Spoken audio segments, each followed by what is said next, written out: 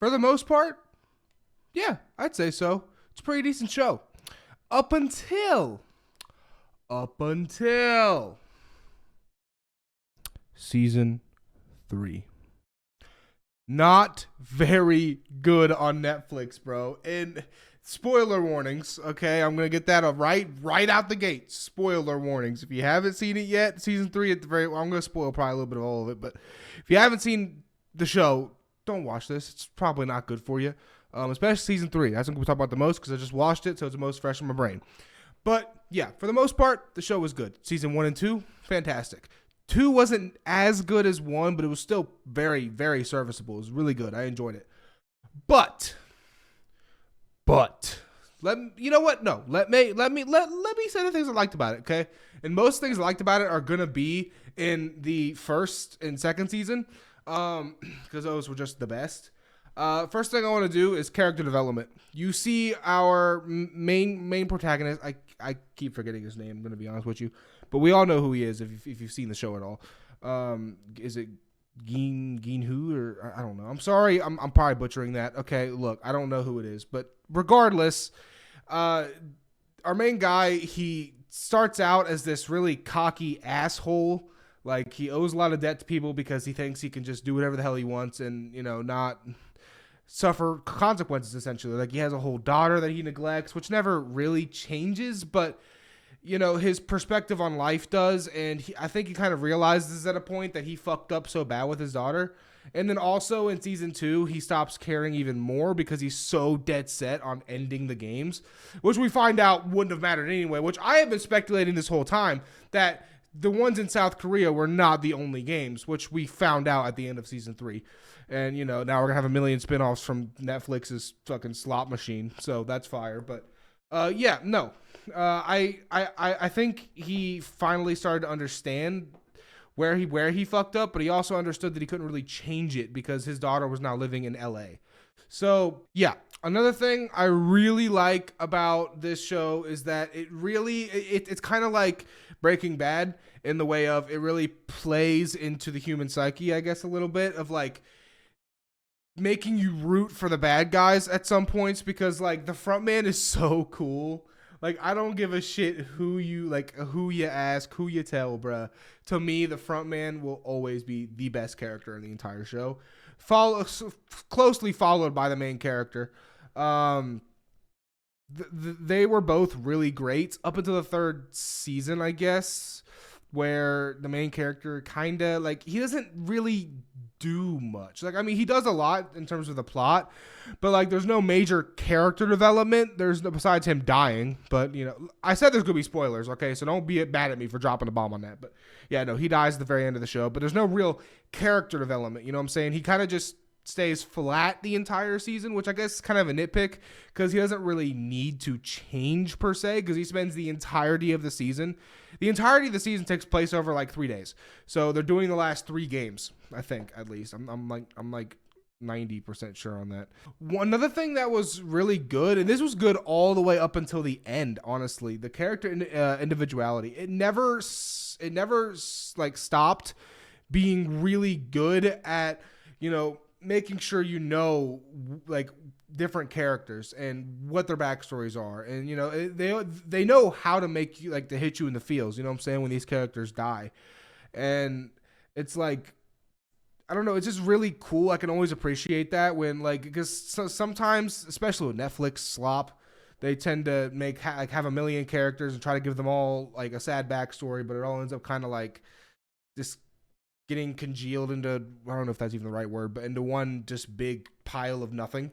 And that's really annoying, genuinely. So I got to refer to my notes here. I was keeping notes during this entire thing. The plot twists in this show were really, really good.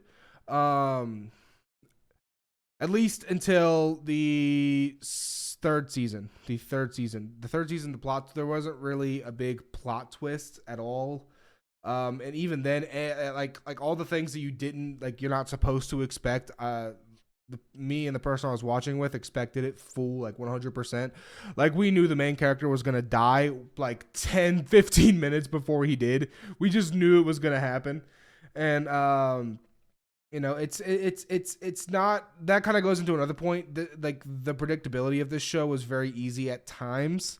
And that's more so talking about season 3, because that happens the most in season 3, a little bit in season 2. But like season 1, where the detective's brother was the front man, no one expected that shit. Or was that 2? I don't fucking know, but I didn't expect that shit. So the person I was watching it with, my cousin, she sniped it like hella early on, and I was like, nah, there's no way. And I don't know why she got that intuition or feeling, but I did not expect that shit at all. Another thing that the show was really good at throughout the entire, like, all 3 seasons, it was really good at keeping you on edge. Like, it just, I was always at the edge of my seat, like, oh my God, what the hell is going to happen next? You know what I'm saying? The mic probably, I probably got really quiet for a second there, but yeah, I was like, oh my God, what's going to happen next? You don't really know, like, you know what I'm saying? Cause like I said, the plot twist in this shows can be really good. But also predictability is an issue. But even if you can predict it, like, it still doesn't change the fact that it did keep me on the edge of my seat. Like, I was sitting here just like, whoa, is what I think gonna happen? You know what I'm saying? Like, just, dumb shit like that. That's most of the points. Oh yeah, no, one more. This is like kind of a nitpick, but throughout all 3 seasons, man, there was this problem. Like, there was a dog that tried to attack a character, and then the baby that becomes very prevalent, like, I think midway through season 3.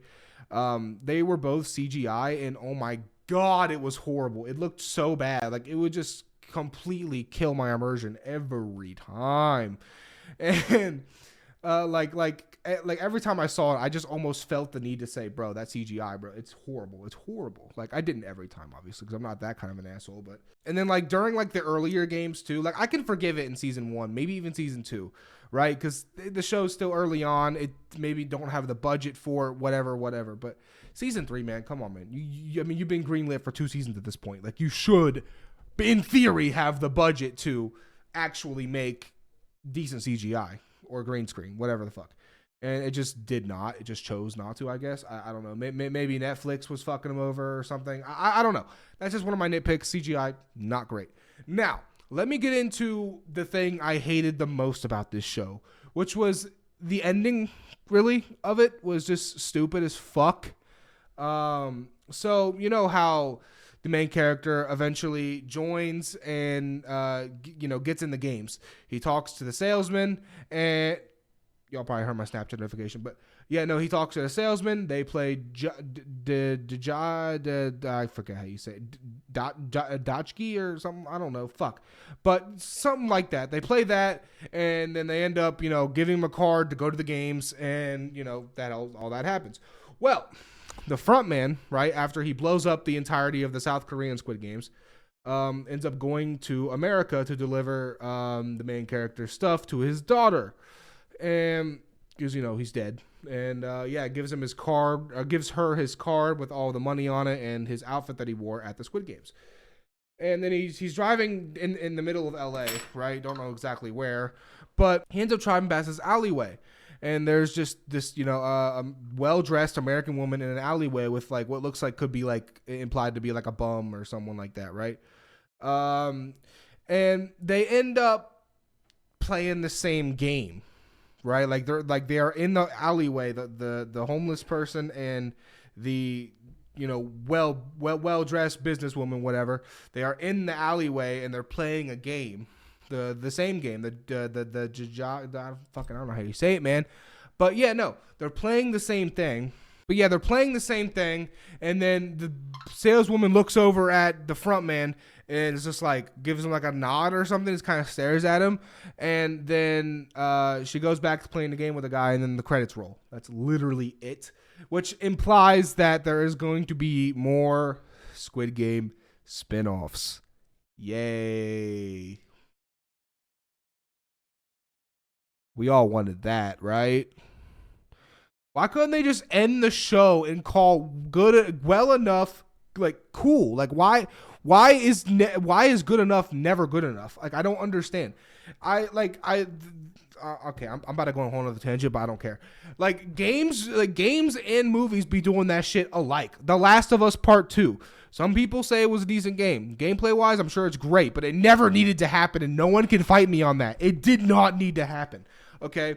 Like The Last of Us Season 2. Okay? The show, even. It didn't need to happen. If they just left it the first season and be like, okay, fine, cool, they would have been so much better off, okay? Because that restored my faith in video game adaptations, okay?